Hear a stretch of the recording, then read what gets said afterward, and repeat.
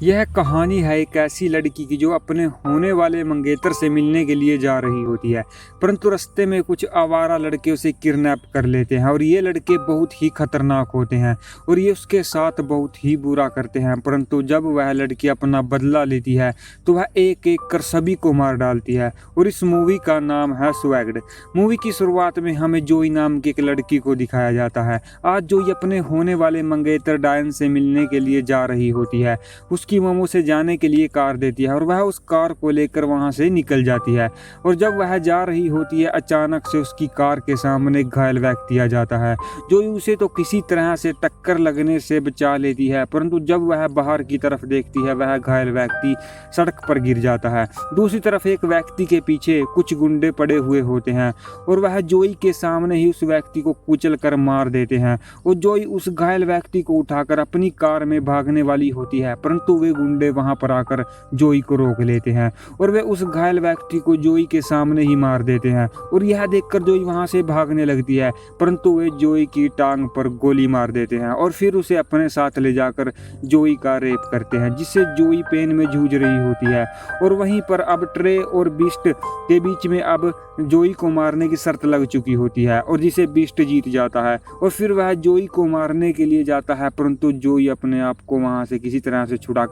भागने लगती है, परंतु वेस्ट उसे पकड़कर चाकू से 5-6 बार स्टैप करता है, जिसके बाद जोई की ऑन द स्पॉट वहीं पर मौत हो जाती है और वे उसको वहीं पर दफना देते हैं। अगली सुबह वहीं पर एक आदमी घूमने के लिए आता है और उसे जोई की लाश मिल जाती है और यह एक तांत्रिक होता है। वह उसे अपने साथ ले जाता है और अपनी तंत्र मंत्र विद्या से उसकी आत्मा को वापिस ले आता है, परंतु उसके साथ एक और आत्मा जोई के शरीर में प्रवेश कर जाती है और अब जोई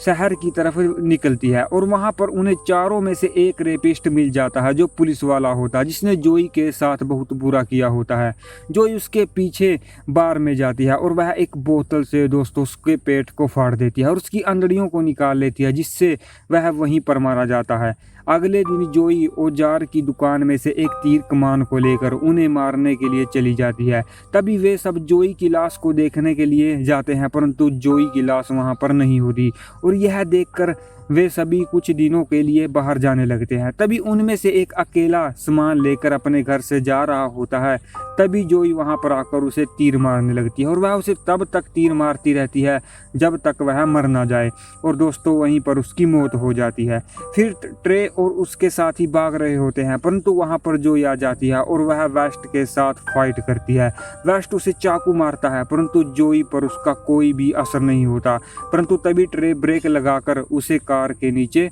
धकेल देता है और वह अपनी गाड़ी से जोई को कुचल देता है, परंतु जोई फिर भी खड़ी हो जाती है और यह देखकर वे सभी डरकर वहां से भाग जाते हैं। वे एक जगह जाकर जोई के बारे में बातें करते हैं। बिस्ट कहता है कि जोई की आंखें काली हो चुकी हैं, उसमें किसी न किसी की आत्मा आ चुकी है और अब वह हम सबको मारने वाली है। तभी हमें जोई को दिखाया जाता है जिसमें वो आत्मा आकर उसे 2 हथियार देती है, वह उनको मारने के लिए निकल जाती है। दूसरी तरफ ट्रे अपनी सुरक्षा के लिए कुछ आदमियों को बुला लिया होता है जिनके पास हथियार होते हैं, परंतु जोई वहां पर पहुंचकर एक एक कर उन सभी को मार देती है और अंत में वह वेस्ट को मारकर उसका दिल निकालकर खा जाती है और यह देखकर ट्रे एक गाड़ी लेकर वहां से भाग जाता है, परंतु आगे जाकर जोई उसे पकड़ लेती है और उन दोनों के बीच में फाइट शुरू होती है। जोई ट्रे का एक हाथ को काट देती है और ट्रे भी एक कटर से जोई के शरीर को काटने लगता है, परंतु एक कुल्हाड़ी से जोई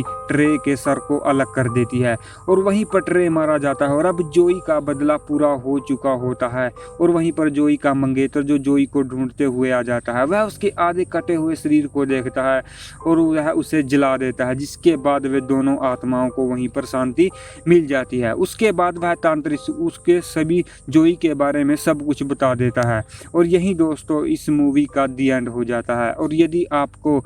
यह मूवी अच्छी लगी हो तो प्लीज़ सब्सक्राइब जरूर करें।